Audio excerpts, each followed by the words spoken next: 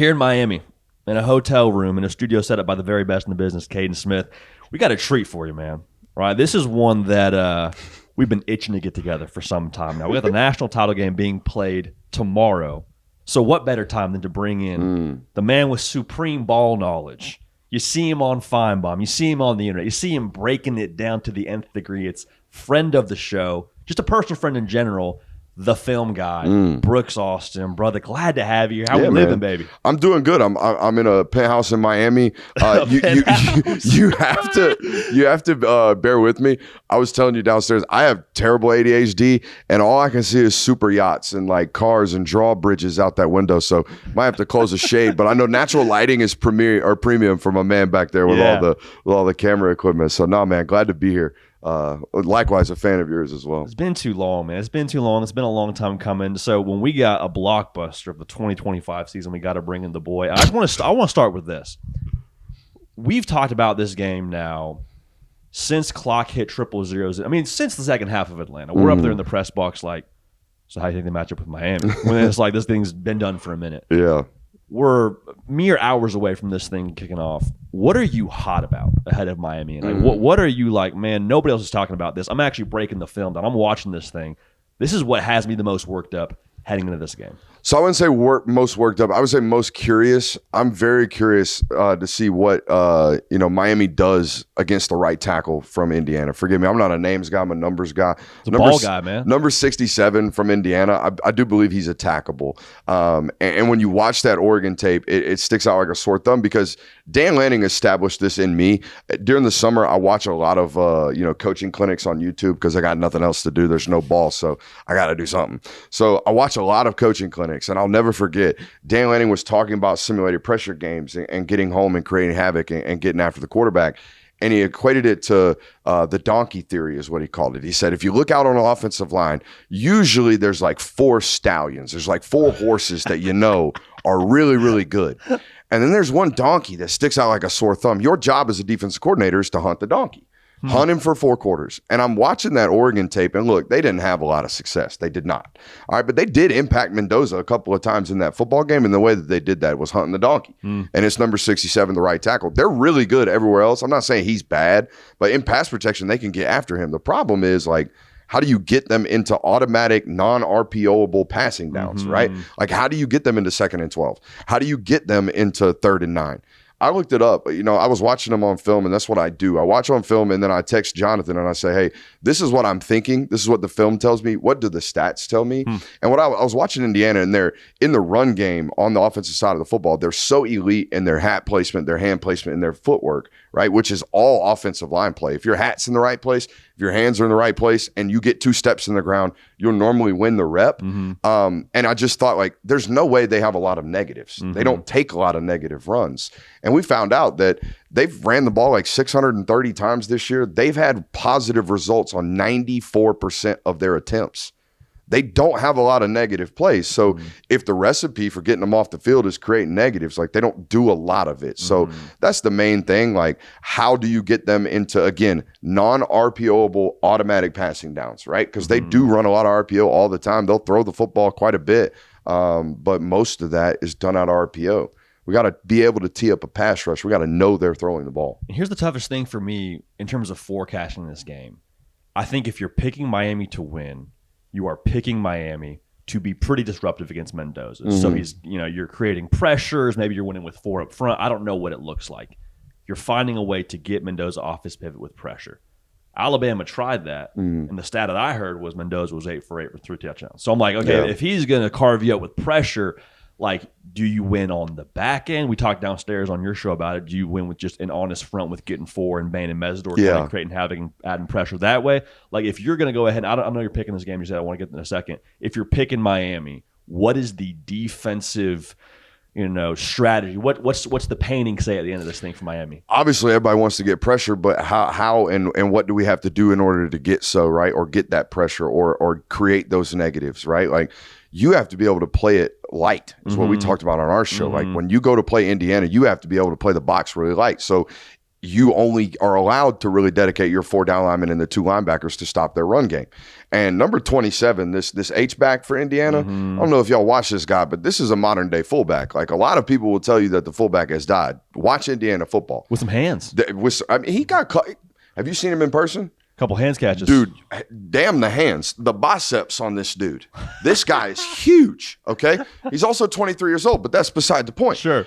And he started his career at Wisconsin as a modern fullback. He's not an H-back. He's 6'1", he's 235 pounds. He's built like a fullback, and he plays like a fullback. So that's the other problem. Like, we want to play the box light, but, Coach, they're in 11 personnel, and the tight end is a fullback.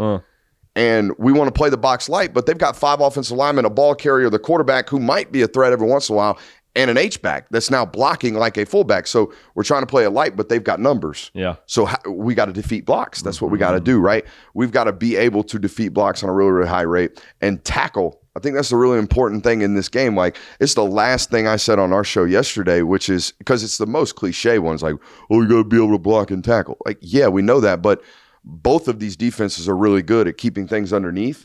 So we're going to be getting the ball out of the quarterback's hands. We're going to be checking the ball down in the flats. One missed tackle converts chains, and then you're way behind it defensively now. I feel like Oregon suffered this quite a bit. Like, oh, we got them into 2nd and 9, missed a tackle in the flat. Now they're back into 3rd and 2, and now we can't get off the field. Like, you've got to be able to tackle.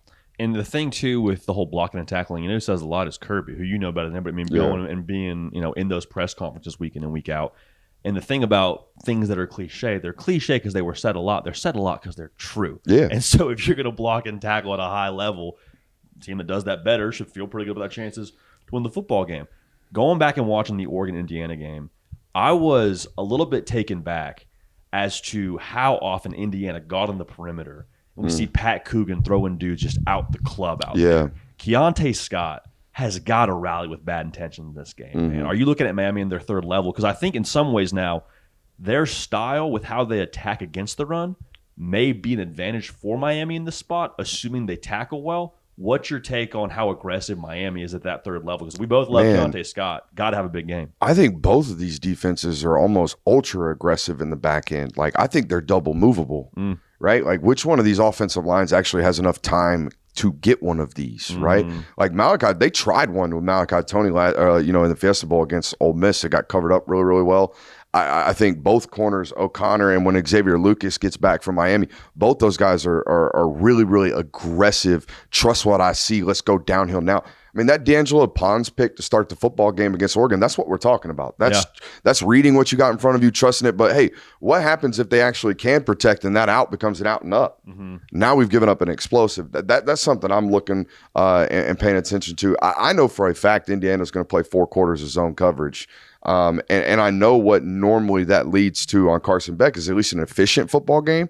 Like, he's going to complete a lot of passes on Monday, but how explosive are they offensively? That's my primary concern because Indiana can be. Indiana will become explosive at some point in this football game. They've done it all year long. Now, they're not like top 5 in the nation in explosive rates because they don't take as many snaps as everybody else.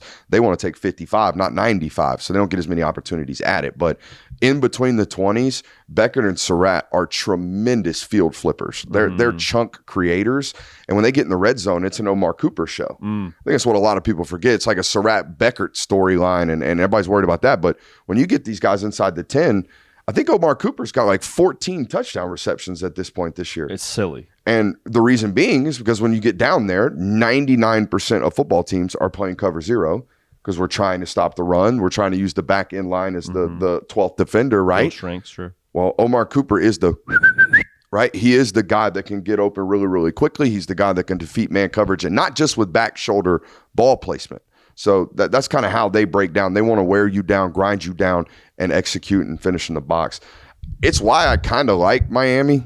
I picked Miami by a point. I literally flipped, dude. I literally flipped the coin on the show because let's rock, dude. Of all of these teams that Indiana has played up until this point, the only one really, really comfortable, truly comfortable playing boring is Miami. Yeah. Like Miami is more than comfortable saying, okay, you want to play 17-14. You want to give me the ball left with 4 minutes left and make me go 85 yards? We'll do that. I'm okay doing that. I love that. But I don't feel great about it. I don't feel great about it. And here's why. Like I said, the same type of analysis. I thought it was going to be a very similar football game in the Peach Bowl, and it was not. They absolutely bludgeoned them to death, and it's because Oregon made mistakes. Miami has made some mistakes during this playoff run. I thought they played really clean against A&M. I thought they played exceptionally clean against Ohio State, but you drop 4 interceptions and have a grounding penalty in this football game, and you're going to lose by 14 points. Sure. You're going to lose by 14 points. So they have to play perfect. And I think that's the thing that if you're not picking Miami scares you, because you're like, hey, are we going to get dumb stuff Carson Beck or first round stuff Carson Beck? But I mean, to his credit, since SMU, it's been a lot of really good stuff Carson Beck, which I'm curious to get your take on. I feel like the narrative around him, it became so popular last year to dunk on him because of what he was in the preseason. He's going to be the first overall pick. He's a Heisman favorite. And then he has the year he has where he has to press and there's interceptions. There's not a run game. There's a lot of drops. And I'm sitting there. I'm like, I don't think he got worse at football. Yeah. I don't think he forgot how to throw the football. The tattoos are still sick. The swag is still there. I know the elbow. Big arm tats guy? Big arm tat. Dude, I mean, double. I big love sleeve guy. I'm here for it, bro. Okay. I want my quarterback in college a little bit of just stuff to him. Has got a little bit of swagger to him. And so, I mean, it doesn't do anything for him on the field, but maybe it doesn't hurt playing for a national championship. I don't know. So, like, where are you at on Carson Beck? Because I think the narrative got a little bit irresponsible, especially post SMU. I still see a dude that can beat you if you don't play sound on the back end. Yeah. Where are you at on Beck if Miami's going to win this game, which you have picked now? Where are you at on Beck on this one? So I think he is, and will always be. That's why I think he's going to be a fairly decent pro. I think Carson Beck will always be as good as the sum of his parts. I think he is one of the best facilitators I've ever studied, okay, at the college level. He does and everybody talks this about him, but you could see it from the day one he got in backup duty in garbage time. The ability to process information, the ability to full field progression. Like most of these offenses in college we're reading or we're watching nowadays on tape are just like, hey, put the ball into the belly of the back for a second, read the leverage of that defender, stare at him. If he commits himself to the box, pull it, spit it out. Carson has always been able to, from the moment he was 18 years old into college, process and intake a tremendous amount of information. Now, the problem, in my opinion, the limitations of his game up until this last run and this last stretch was like, we're not that much of a playmaker. Like, we're a great facilitator, but we don't have the ability to go get a bucket by ourselves all that often, right? Now, he has progressed in that area tremendously down the stretch, right? Like we've become a scrambler of the football. We've turned sacks and throwaways into 2nd and 7s, and that does a tremendous difference for our offense when we can run the ball for 5 yards a carry. Yeah. Right? 2nd and 7 now becomes a runnable count again. Like we're good. But we can't do that on 2nd and 12. We can't do that on 2nd and 10 when you just burn the possession. So that just like being a playmaker and also like extending plays with our legs like horizontally and keeping our eyes downfield, that play in 2 minute, in the Fiesta Bowl, I hadn't seen that in his game. And I've watched every single game of this kid since there has been one. Yeah. Like I've always been a fan of just studying him though, because again, like he plays it like a pro. Yeah. Now, whether or not you think he's going to be a great pro, that's up to you. I think he's going to be a fairly decent pro. I had this conversation with somebody last night. I think he's a 6'4", 230-pound version of Kyle Trask, who's 6'5", 240. Okay, but I think he has a chance to have a better pro career because I don't know if Trask could do the things on the board and in the room and process the information and download the game plan as quickly as Carson does. A little bit of wiggle, man. You get to Miami. Caden said this. Maybe he had a friend that said this. You can't be out of shape in Miami. He wasn't out of shape at Georgia, but you get out to South Beach. Maybe you start sweating a little bit. Maybe you're out there in the beach a little more. You're like, hey, maybe I do got to work on the cardio a little bit more. And then I don't know, Fiesta Bowl, running for game-winning touchdowns. I don't know. Maybe that's the difference. Or cars that get him in the heat. Social media tells me that a bad breakup is the villain arc. Hey, so maybe that was. That's the deal. The heat is the heat, but it's pretty damn hot in Athens. Hey, yeah, that's true. You get both of those though, and just dynamic combination, pocket mobility off the charts. Yeah, man. Brooks, appreciate all your time. You said you got the Canes. Walk me through the game script and the final score you got here for what's going to happen tomorrow when we have the confetti drop and we meet up on the field post game. And it's like, Brooks, you called it. What's going to be the final score? So I think we have 2 types of possessions in tomorrow's football game, a 3 and out and a long extended drive. Like, I don't see very much. Like, I think we're going to honestly see like 17 to 18 total possessions in this football game. I get 9, you get 8 type of deal. I don't know why I pointed at you when I said me. I'll say 9. That's great. Yeah. Either way, I think it's a limited possessions type of football game. And when we squeeze it, because both of these teams want to, offensively, they want to squeeze possessions. They want to go on long, matriculated drives, punch it in and execute in the red area. When we shrink the game, we maximize the mistakes, right? Because we don't have opportunities to fix them. We don't have opportunities to get it back right. I think this is a last mistake loses type of football game. And like I said, I literally flipped the coin. The coin turned up Miami. We're picking Miami. Let's go, baby. Canes getting it done at the crib in the road unis, but in Hard Rock where they play their home white games. Smoke? White, you gotta have. Do we get white smoke? If you don't have white smoke, like Ed Reed, Ray Lewis, Michael Irvin, all the Kane alumni, the Kane lineage have got to find a way to make that happen tomorrow, is my opinion. Brooks, a lot of the audience already follows you, but let them know, Film Guy, where you can find the good stuff. On all socials at Brooks Austin, BA, and the Film Guy Network on YouTube. We're close to 100K. Lock in, dude. Trying to get there. Get our boy to 100K. I mean, it's been 100K worth of like content itself. It's 100K caliber, if not more. Then go lock in with the boy. Just cranking shots over there, man. Just putting shots up, man. I appreciate it. Brooks, appreciate it. It's been a blast. No doubt. Y'all subscribe with the guy. We'll see y'all post game in Miami.